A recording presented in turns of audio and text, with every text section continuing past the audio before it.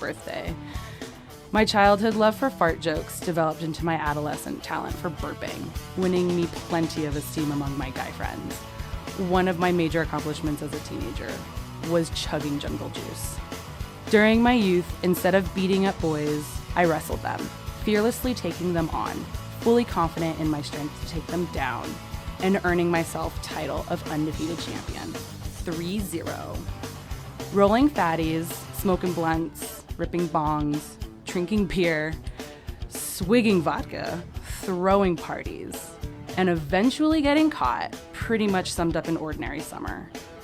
I was the pusher man, the alcohol procurer, the money collector, and the party organizer, introducing marijuana to my friends and maintaining the steady supply of dubs and eighths via my connects, the Leslie's, Fat Pat, Pat Pat, Stony Tony, Leon, and Dice. Smoking weed was serious business for me. I was the one who was already rolling another blunt while the first one was still going around. You know Michelle from Dazed and Confused? That was me, one of the guys. Not one of those giggly girls who couldn't keep it together, laughing nonsensically like Kitty Foreman, Jackie Burkhart, or Donna Pinciotti from that 70s show. I could kill a whole large pie to myself. Using weed wasn't to get closer to the guys that I liked. It wasn't to be cool for anyone or to impress anyone. I smoked it because I loved everything about marijuana. My day and life revolved around it. I rolled blunts with pride and smoked them with purpose, inhaling as much as my swimmer's lungs could hold. My fingertips were discolored and calloused from holding roaches, and most of my clothes had cherry holes in them. Since my marijuana smoking days in high school, Colorado and a few other states legalized cannabis. The imagery associated with marketing marijuana often shows exploitation of the female body. It does this like imagery of barbecue sauce dripping down a woman's bikini-clad chest for hamburger commercials. Marijuana isn't just for guys, and guys are no longer dominating the cannabis market. Women are cannapreneurs, canna advocates, and cannabis users. What's the point of a half-naked woman hitting a phallic bong lying on a beach? A more realistic image is a woman hanging out on her couch, drinking with her girlfriends, and getting high.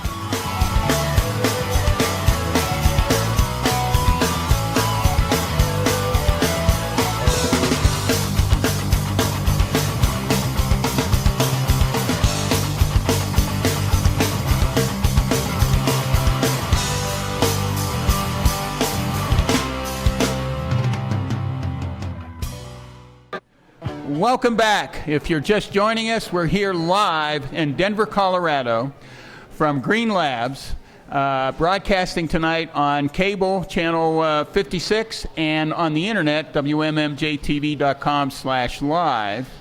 And with us tonight is, Kevin? Kevin, yes sir. Kevin Walters. Walters, tell me a little bit about Kevin Walters, please. Yeah. So I'm a doctoral student. I'm a graduate student at Colorado State University in Fort Collins. My program up there is called Industrial Organizational Psychology, which is really the scientific study of the workplace. And within IO psychology, we call it, my specific niche is something called occupational health psychology, which goes beyond just the workplace to focus on the psychosocial health and well-being of the workers in that workplace. And so really we're focused on protecting and promoting the mental health and well-being of these workers. And in the workplace and the mental health, are we discussing the use of or the proximity of cannabis/marijuana? Right, yeah, so really does that affect the workplace? So that's what we're looking into. That's one of the things we're looking into, I should say. Really, I guess to give you some context, the way I got into this industry was back in the fall of 2013. I was in a class for graduate school, and as part of this course, we were put on these interdisciplinary teams to go into organizations and do a general evaluation on health and safety. And it just so happened that I was on a group that went to a dispensary here in Denver, or a dispensary and grow house, I should say, the whole organization. And as we were talking to these folks, we learned a lot about what work is like in the industry, but most importantly, we learned that no one's really looked at health and safety of these workers before. I think the government's just got their hands tied, ensuring compliance of all these organizations in general. And so realizing this, we figured we would step up to the plate and do what we could to try and protect these workers and see what we can do to just help improve their lives a little bit, because we don't really know what the conditions are at these workplaces. There's really no overarching regulation in regards to health and safety. Well, the workplace, by workplace you mean not only the grow house where they are cultivating and growing marijuana, but we also have what we call the dispensaries or the bud bars where you make your purchase, whether it be in a recreational side of the house, so to speak, or the public available legal side, the rec. So a lot of stores have two doors, if you will. You go in the left side, the medical, you have a red card, or you go on the right side. So are there effects that happen in these stores as well? Other than smelling the marijuana, they're not anywhere near involved or as close to it as you would be in a grow operation, where there's so many things going on in so many rooms, the fans running, and are there like particulates in the air that you, this is all like new, is it not? I mean, does anybody really know? We never had a grow before, a valid grow, legal grow, and so there you go. Is there any research or study on it? What I'm hearing is no. Really, at this point, the answer is a big screaming no, which is really why we want to do our part to ensure that we can capture the best picture of the industry that we can.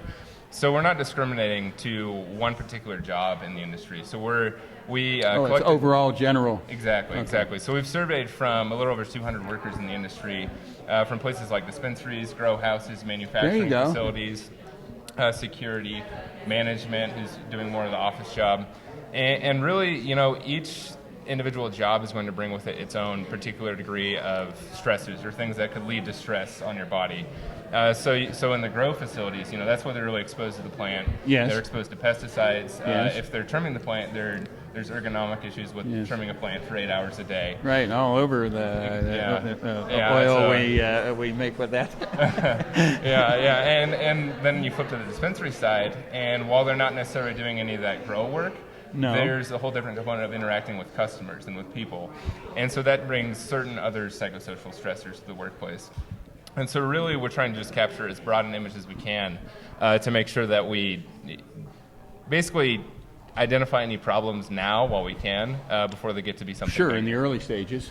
Right. Yeah. And so do you have any preliminary results yet that you might want to share with us, or is the study still underway or getting underway? So at this point, we've collected our data. This all happened earlier this year. We wrapped up data collection at the end of June this year. And so what we've been doing thus far is analyzing our results, doing some write-ups. Currently, we have finished most of our statistical analyses, and we are developing a report for the industry. This is great. Yeah. And so that's one thing we want to do. We're calling this a research to practice project, meaning that not only are we doing action research in the industry, but we're taking it to use some practical applications for these workers. And so in our report, we're going to give some basic information on what we found, what problems there might be in the workplace.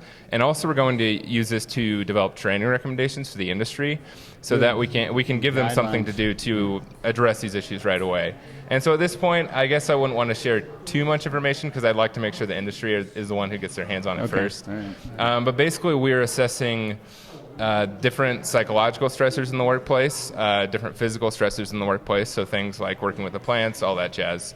And also the reasons individuals are working in this industry, what their own individual perception is of these hazards, because if it's a hazard, that's great and we can do something about it, but we also want to know if they know that it's a hazard in the first place. And so really we're trying to address all these different things with this one project. Well, I know some people who trim in the industry, and I don't know any of them that are stressed in any way, shape, or form. I know you mentioned that, and you also mentioned you're doing active research, which means you've got to be participating or visiting them on site, so to speak. Yeah. But I'll say again, of all the people I know, I'm not saying I know everybody, but I didn't meet anybody who wasn't pleasant and smiling and real happy to be sitting there and getting paid, no less, to trim marijuana. I mean, and it's, have you looked at the other side of the coin and how much glow that adds to these people and how they feel, as opposed to any stress or a degradation that may fall upon them? Seems to me they're all just happy as a lark. And well, first it's funny you mentioned that, because when I tell certain people in my field about what we're doing, they're like, who working in the cannabis industry is going to be stressed out? That's kind of what I'm saying. Like intuitively, you would think not. Well, I've seen it. I'm not a trimmer, but I've seen it. Definitely. Yeah, and it's funny that you mentioned that, because one thing we're also tapping into with this is sort of like a sense of purpose that individuals get from their job, something we call meaningfulness of work.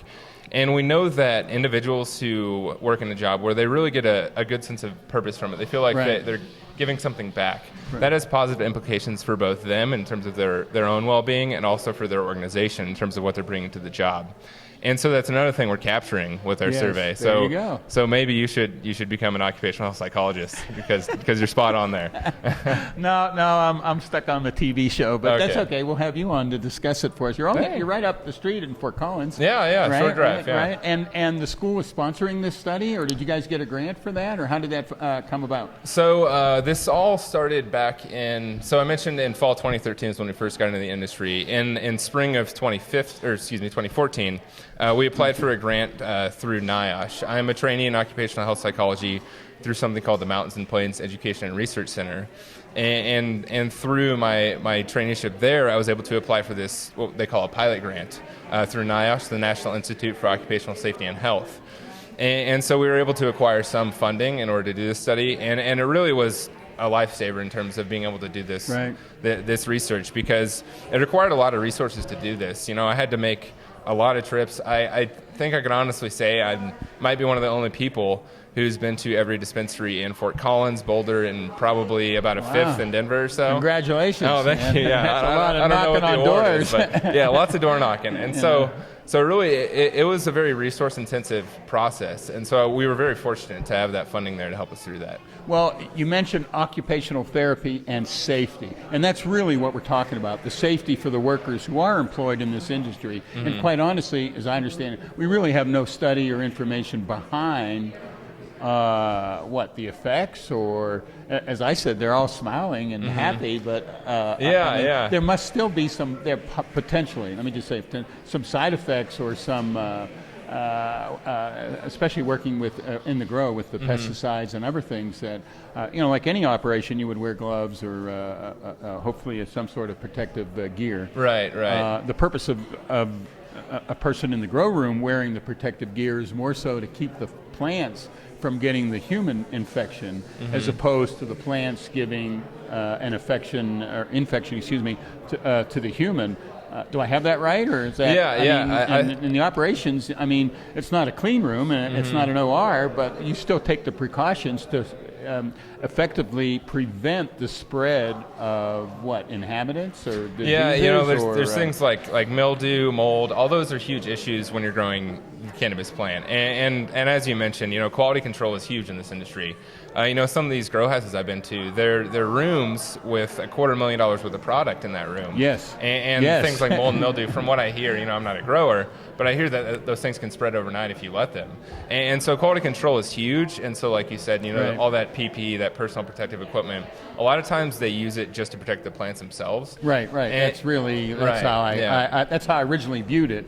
But you're really trying to prevent what you're bringing in as contaminants to your plants, because the commercial grow, we really want that to be the way to go. Yeah. And so one thing we're doing is asking them about side effects of additive handling with pesticides, things like that, use of personal protective equipment, because ideally they'll be using it to protect both themselves and the plant, and it could be a win-win for everyone. Do you have so your study hasn't been published yet, so there's not a website where people can go and see the results of the study yet? Or but it will be published through University of Colorado, or will it be independent through your group? So there's a couple steps in the process. The first thing we'll do is develop the industry report, which we'll disseminate through the contacts we made in the industry.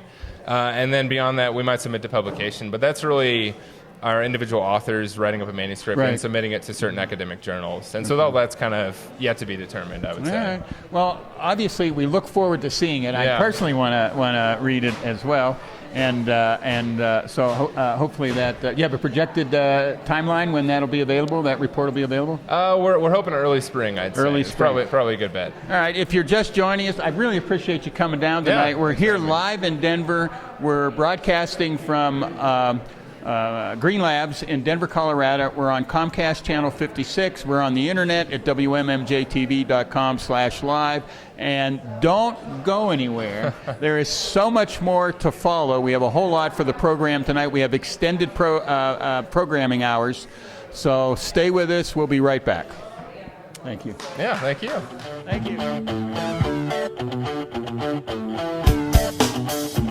you.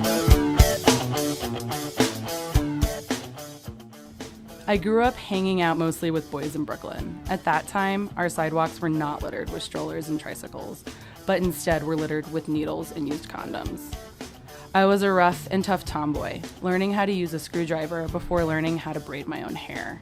People knew me as the bossy one and not afraid of getting a black eye, which I did get the day before my 4th birthday. My childhood love for fart jokes developed into my adolescent talent for burping, winning me plenty of esteem among my guy friends. One of my major accomplishments as a teenager was chugging jungle juice. During my youth, instead of beating up boys, I wrestled them, fearlessly taking them on, fully confident in my strength to take them down, and earning myself title of undefeated champion. 3-0. Rolling fatties, smoking blunts, ripping bongs, drinking beer, swigging vodka, throwing parties, and eventually getting caught pretty much summed up an ordinary summer. I was the pusher man, the alcohol procurer, the money collector, and the party organizer, introducing marijuana to my friends and maintaining the steady supply of dubs and eighths via my connects, the Leslie's, Fat Pat, Pat Pat, Stony Tony, Leon, and Dice. Smoking weed was serious business for me. I was the one who was already rolling another blunt while the first one was still going around. You know Michelle from Dazed and Confused? That was me, one of the guys. Not one of those giggly girls who couldn't keep it together, laughing nonsensically like Kitty Forman, Jackie Burkhart, or Donna Pinciotti from that 70s show. I could kill a whole large pie to myself. Using weed wasn't to get closer to the guys that I liked. It wasn't to be cool for anyone or to impress anyone. I smoked it because I loved everything about marijuana. My day and life revolved around it. I rolled blunts with pride and smoked them with purpose, inhaling as much as my swimmer's lungs could hold. My fingertips were discolored and calloused from holding roaches, and most of my clothes had cherry holes in them. Since my marijuana smoking days in high school, Colorado and a few other states legalized cannabis. The imagery associated with marketing marijuana often shows exploitation of the female body. It does this like imagery of barbecue sauce dripping down a woman's bikini-clad chest for hamburger commercials. Marijuana isn't just for guys, and guys are no longer dominating the cannabis market. Women are cannapreneurs, canna advocates, and cannabis users. What's the point of a half-naked woman hitting a phallic bong lying on a beach? A more realistic image is a woman hanging out on her couch, drinking with her girlfriends, and getting high.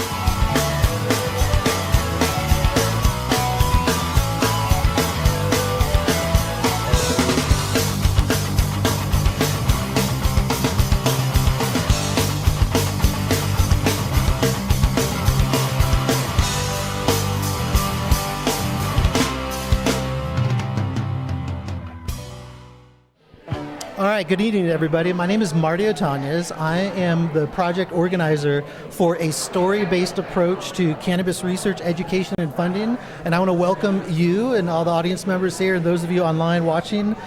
This is an incredible event. We're at Green Labs here in Colorado, and we have an event between now and 10 p.m.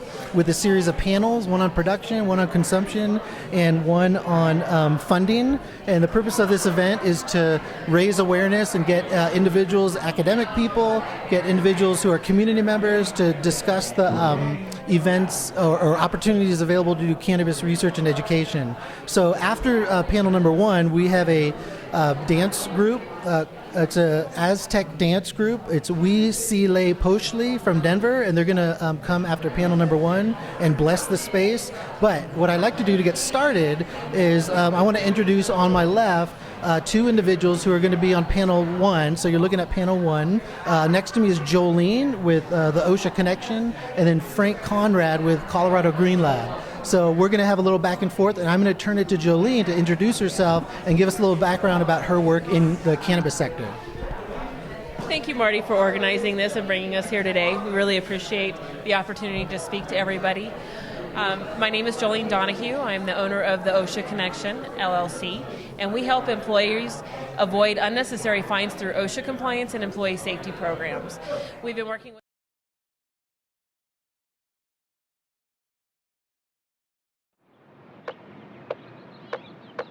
have a couple of pictures to show you in just a little while, and we can talk about some of the challenges that come up when we're looking at employee safety in relation to cannabis. Excellent. Thank you and welcome. Thank you.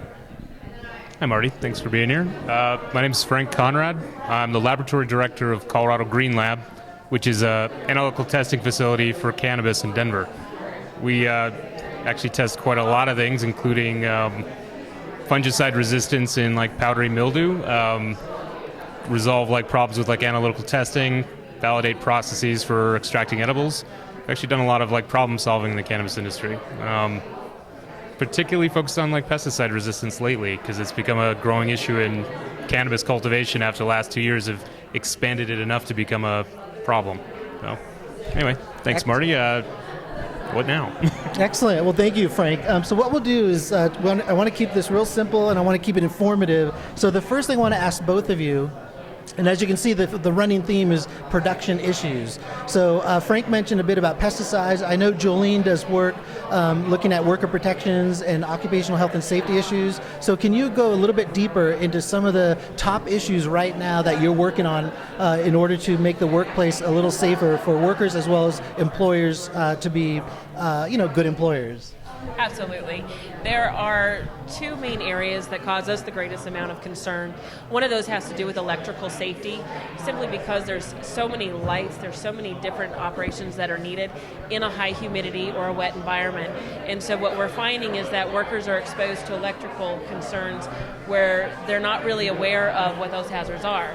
And what we find is that there's just a lack of education about electrical safety in general. There's been situations we were called on. OSHA came in to respond to a situation where there were electrical fires as an extension cord went through water. And there were some fires and sparks going outside of that. So rather than address the water with the electrical, they just called OSHA in. And so there's other ways of helping employers respond to those kind of situations. Excellent. Well, thank you for that. Frank, you want to expand on what one issue you feel, at least in the area of pesticides, is something you want to share a little more information about? There are a lot. Give me a moment. Because it was something we were working on this week, and it's interesting. The cannabis industry does not have, for example, like a regional pesticide management committee in the same way that other agricultural industries would. So what we found interesting is about the development of fungicide resistance is that were this to happen in another industry like soy, corn, there would be a network of people to be like, all right, stop using this particular chemical because it's both not working and you're making the thing stronger. So one of the clients we had, I think it was about a month ago, their particular type of mildew that was infecting their building, they asked me how they could kill it, and they meant chemicals, and I said, burn the building down. Because so you may only be able to kill this with fire. And he's like, are you kidding? And I was like, well, yeah, that's not a good solution. What we ended up doing was actually heating up all of his rooms to about 100 Fahrenheit so that all remaining spores would be unviable, cleaning out room after room, and then moving the plants in so that we slowly eradicated it from the whole facility. Because chemicals are becoming they're becoming less and less useful in cannabis cultivation because of the development of resistance, particularly of fungus, to these commonly used chemicals. Excellent. No, really, and there's so many different issues to talk about. Maybe back to Jolene, think about in terms of education, what do you believe right now in the cannabis sector with your expertise would be one area that is deals with education that needs a little more development or needs broader dissemination? Absolutely. I think one of the key areas that's looked at is respiratory protection, and we're dealing with chemicals and products that people aren't familiar with. It's a newer environment. There are products that have been there in the past, but with the changes, there definitely is a lack of education in the respiratory protection area. We have been called in on many situations where we have employees that are wearing respirators that haven't been trained to do so, that haven't had a medical evaluation. And it really is putting them in a hazardous situation, and they don't even realize that there's danger there.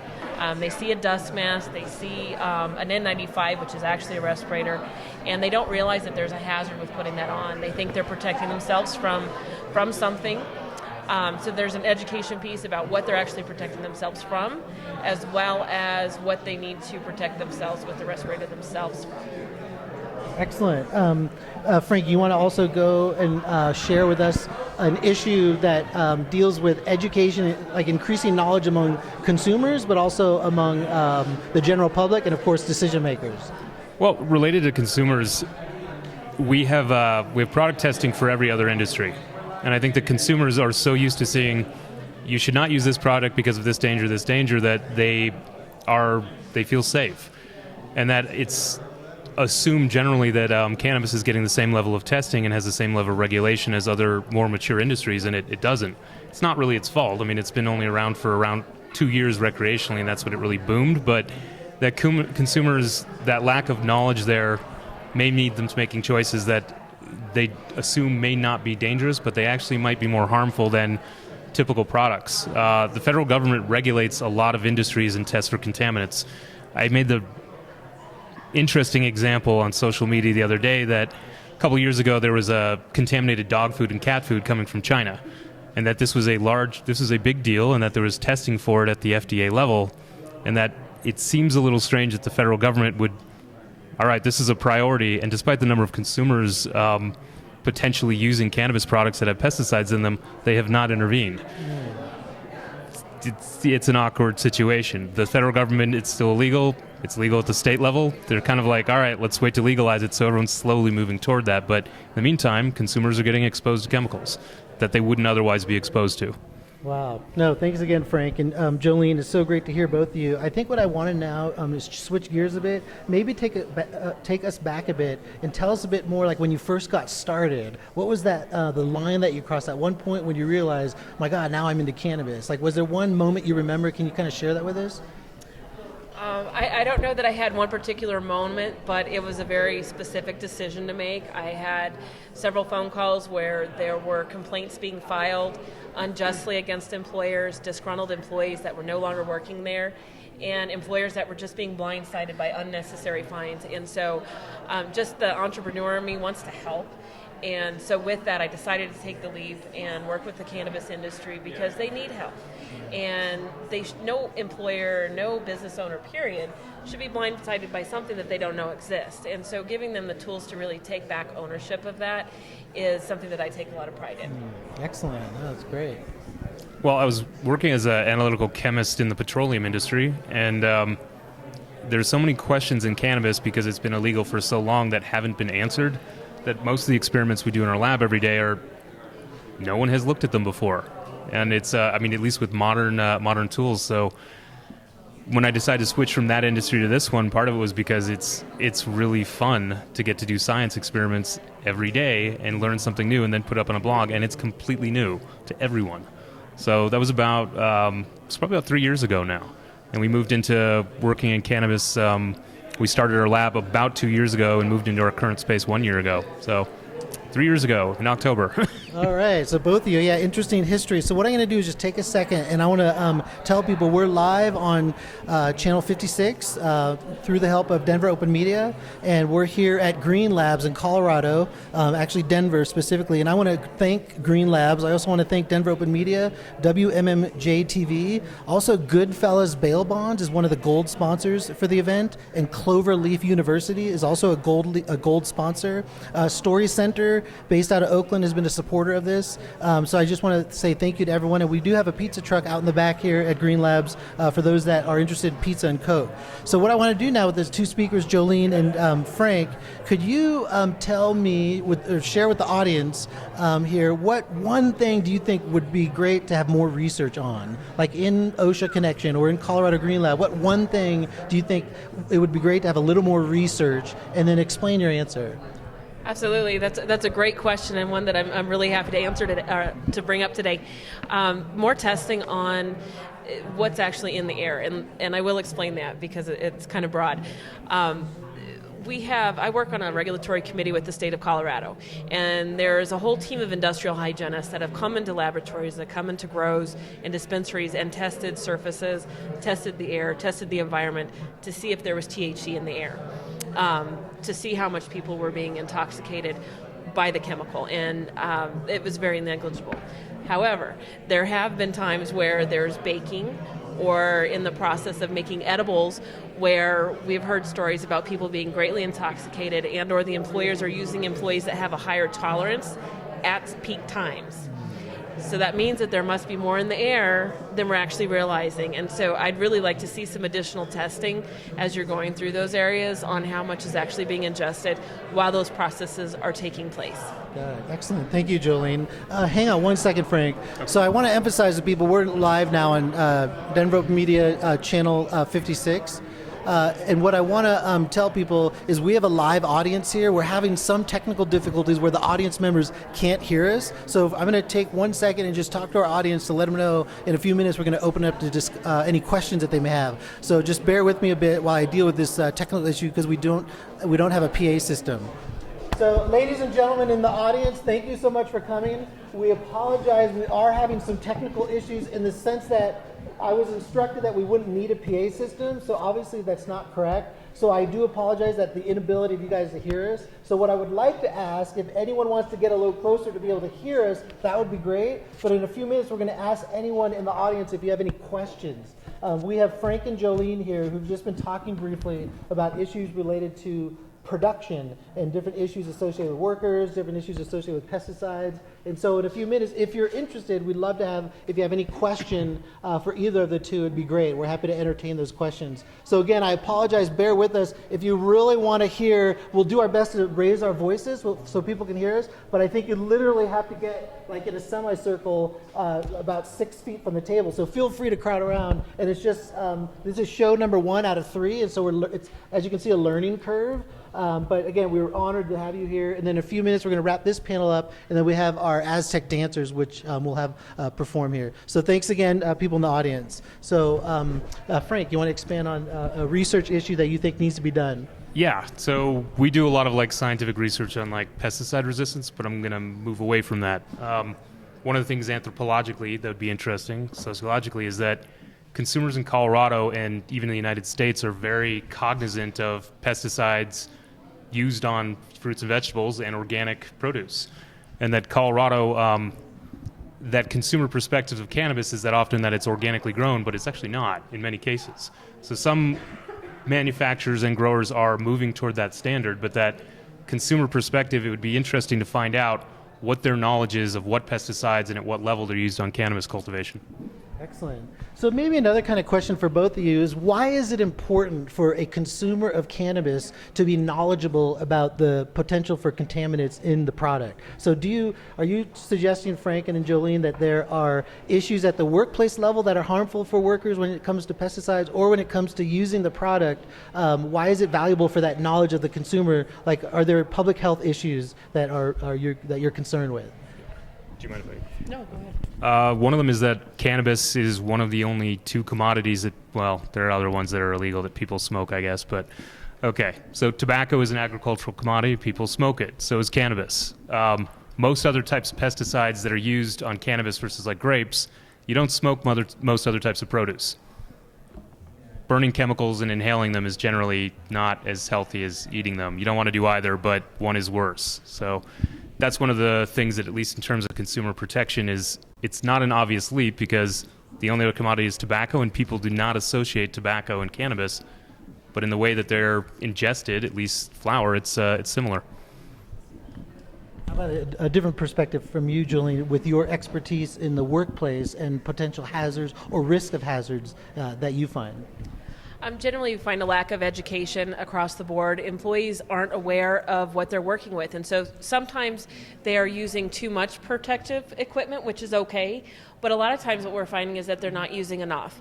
And so just an education on what products they're actually dealing with, whether it's the pesticides or chemicals, cleaning environments, the product themselves they aren't always aware of.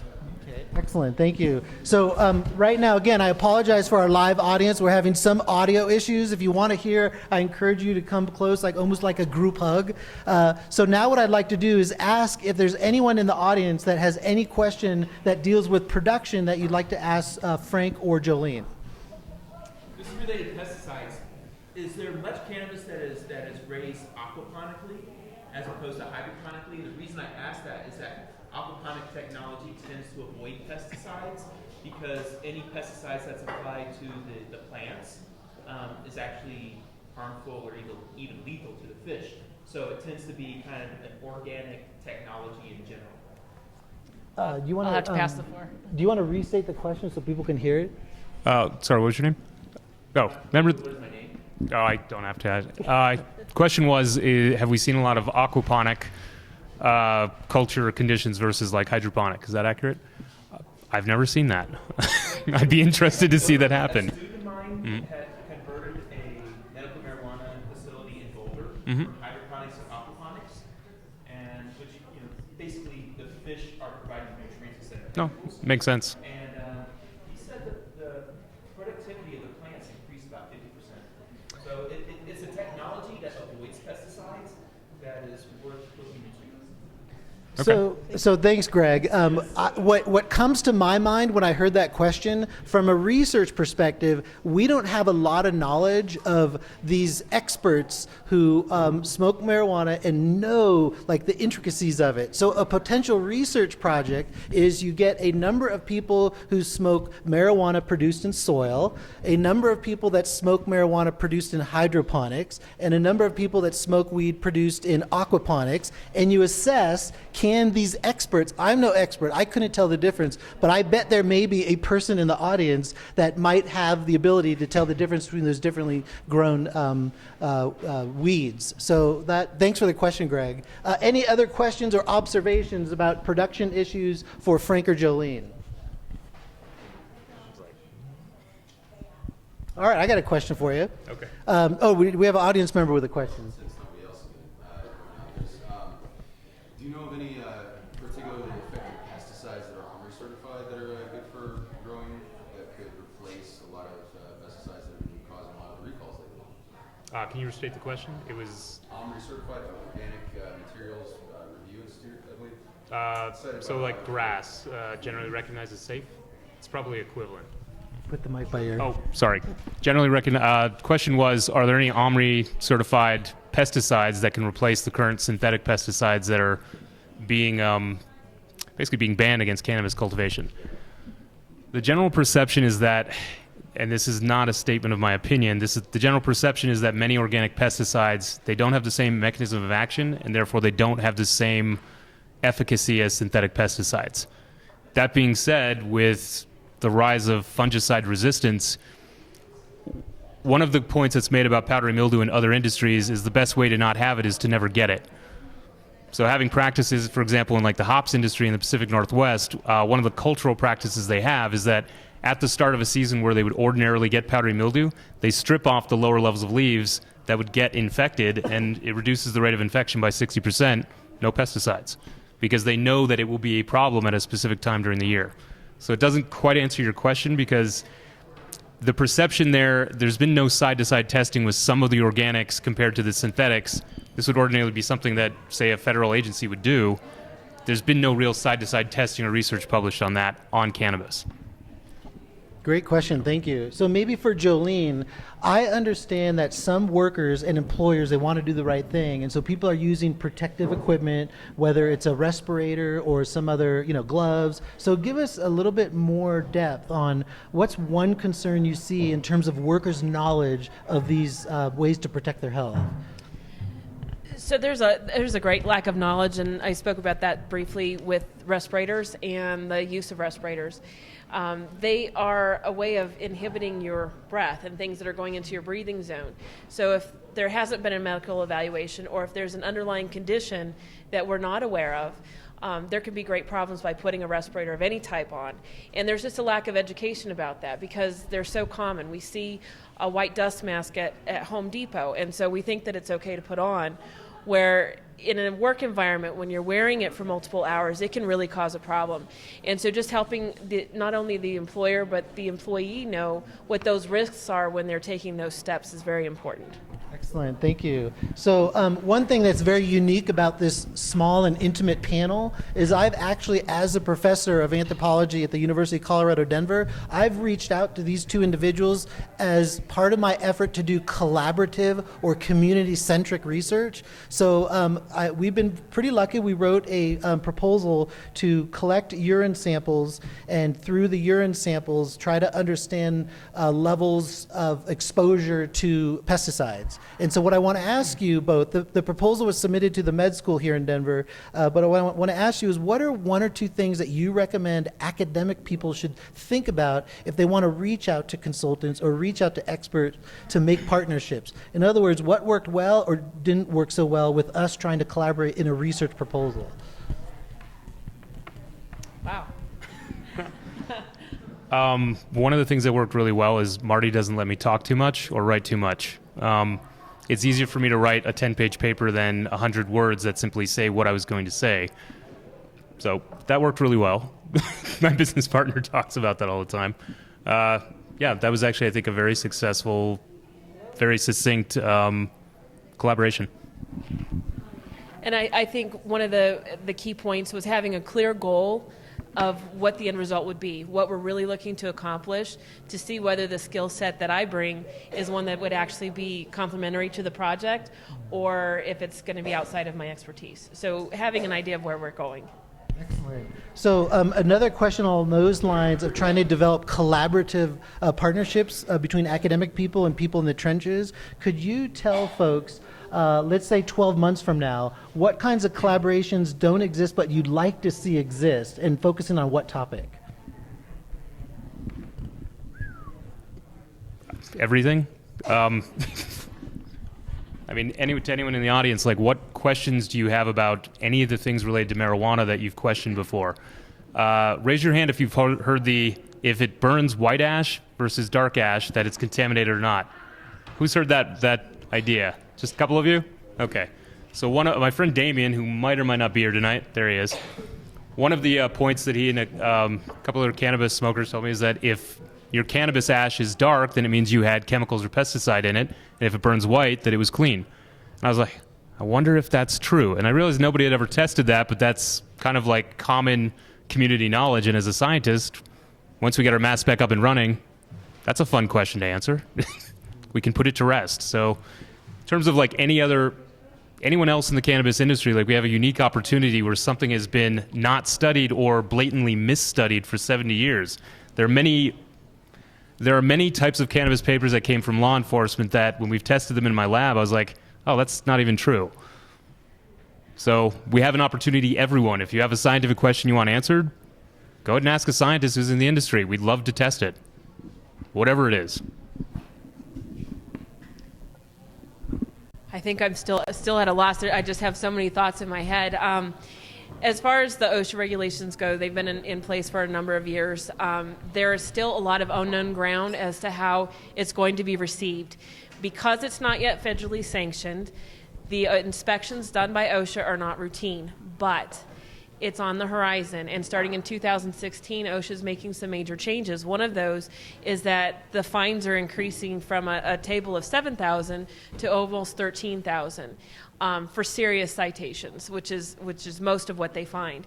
Outside of that, repeat or willful citations are going to go up to $120,000. And so we're seeing a lot of history being made there. There's also a lot of repeats within the employees that are being exposed. So if you have 6 employees with an exposure, OSHA is starting to do citations per employee and not just per instance. So you can do the math there. If you have seven employees, 7 citations, it adds up pretty quickly. So just across the board, the regulations need to be looked at. Excellent. Thank you, Jolene. So to remind you folks, we're live on Denver Open Media, Channel 56. We're at Green Labs in Denver. And I want to open it up to the live audience here. If you have any questions for either Frank or Jolene, then we would appreciate a quick question. I was just notified we have less than a minute before we move to the next part. I have a quick question for Jolene. Is it 7,000 cap and 100,000 just for the cannabis industry, or is it all industries in 2016? All industries. Okay. Excellent. So thank you, Frank and Jolene. What we're going to do now is take a little break. Throughout the evening, we have some digital stories produced by students in a course at UC Denver called Cannabis Cultures. So we're going to run one of those videos, and then when we come back, we're going to have a live performance by Denver-based Aztec dance troupe, We Si Le Posh Li. Thank you. Thank you.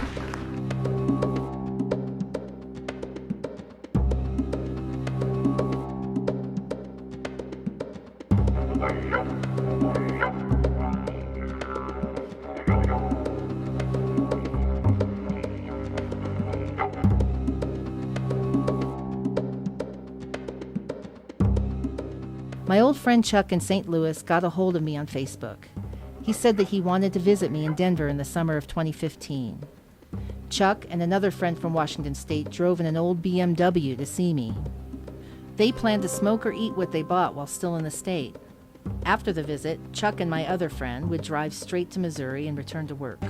Chuck worried about flying with weed, and he worried about ambitious cops in Kansas targeting him on I-70 on his way home. He studied Colorado pot tourism online and read nightmare stories of harassment by law enforcement. The first night they arrived, I stayed up late looking at retail stores on the computer, strategizing which areas of town had the most to offer.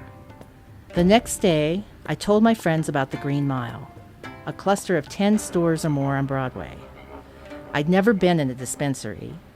I was sure that we would find what Chuck wanted to live out those lifelong pot fantasies in Colorado there. When I mentioned the Green Mile to Chuck, his eyes lit up. He wanted to find just the right dispensary. A happy, friendly place, he said. In his imagination, marijuana merchants sat atop tufts on Persian rugs, surrounded by clay cisterns, erupting with buds. While he quivered at all the options, people would beckon him in to sample of the bounty, sitar music leaking from every corner of the room. So, like the expert I wanted to be, I swung the door open to the first of 5 stores on our sweeping tour of Denver's Green Mile. Security guards in the dispensary scrutinized our IDs. We waited in a small white room next to a potted rubber plant. We got in. Chuck maybe asked a question or two, and then he reached for $40 in his wallet. It took 4 minutes to buy weed and leave. Now what? I asked him. Before he drove home, he left the pot with me, but he took some edibles for his dealer in St. Louis. This was the plan. Our friend would have the edibles between his legs. If a Kansas cop pulled them over, he would scarf the edibles, all while the cop walked from his cruiser to Chuck's BMW. Apparently, Washingtonians have a high tolerance. After he got back to Missouri, Chuck called me and he said he had no run-ins with the police the whole drive home. While I am still no pot expert, I've been back to the Green Mile with different travelers. When you are in town, give me a call.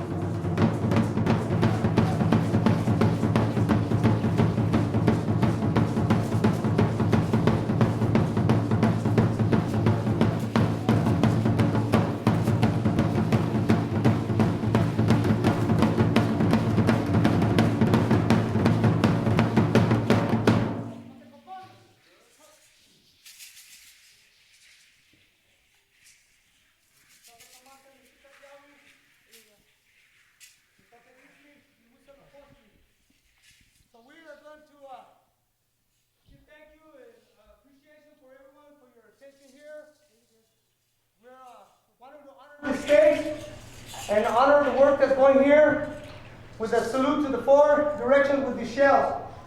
This shell is the Tecopoli, representing the spiral, the infinite of life and the sound, vibration that we're all made of.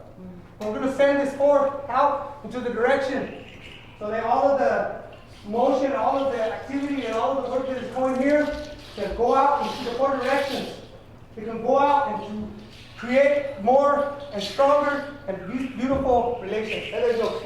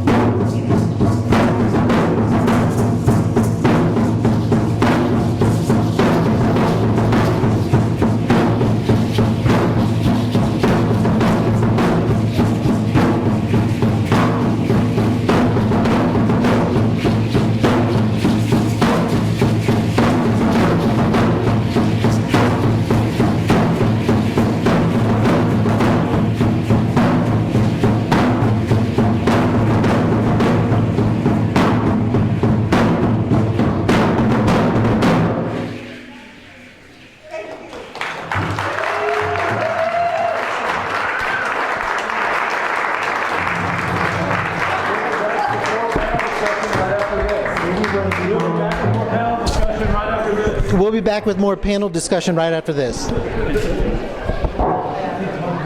right, you guys, we're going to now shift to the consumption panel.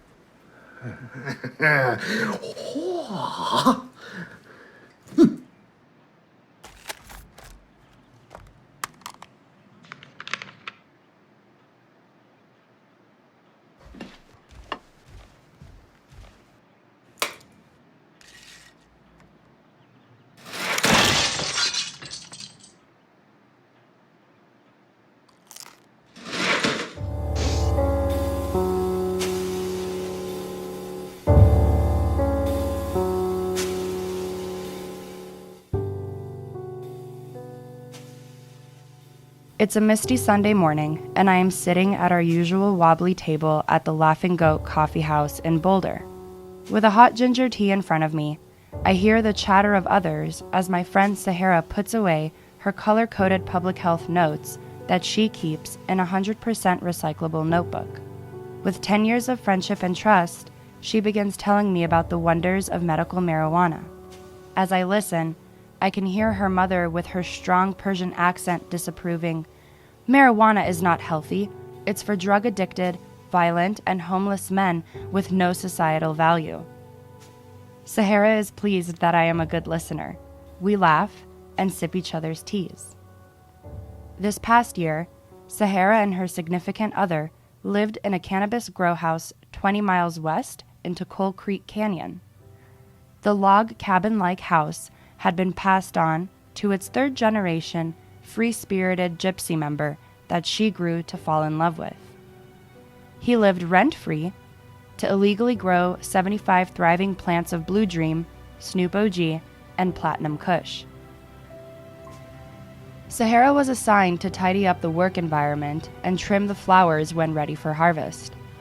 Her coworkers called her the Newt Girl because of Sahara's ability to properly dose nutrients like cocoa A and B, pH down or pH up. As she reaches the bottom of her ginger tea, Sahara opens up about the grow house. I listen to stories about mold growing around window seals, a constant stench of sulfur coming from water pipes, dog urine and blankets on the couch, and mouse droppings that required gloves and masks. I am amazed at my friend's willpower to tolerate dirt and dust on the bottom of her socks. The conditions forced Sahara to take 2 tablets of antihistamines a day to prevent allergy attacks. But waking up to 360-degree views of evergreen trees made up for the toxic home office conditions. Our teacups are empty. I listen as Sahara informs me about her asthma from the mold and dust in the grow house and physical exhaustion from lifting heavy pots and plants. Her boyfriend primarily supervised and barked orders to Sahara, who was enamored by his free-spirited gypsy persona. Outside, after we hug, Sahara leaves for work. She is now trying to balance an appreciation for the legalization of cannabis and a passion for public health advocacy. Sahara seeks to regain her health and repair the damages from the violence that occurred at the hands of the free-spirited gypsy in the grow house. Every day, as the state of Colorado parades about the legalization of cannabis, Sahara revisits the verbal manipulation, shouting, and feelings of belittleness by her former boyfriend. When she returns home, I can hear her mother ranting about how bad marijuana is, like a broken record.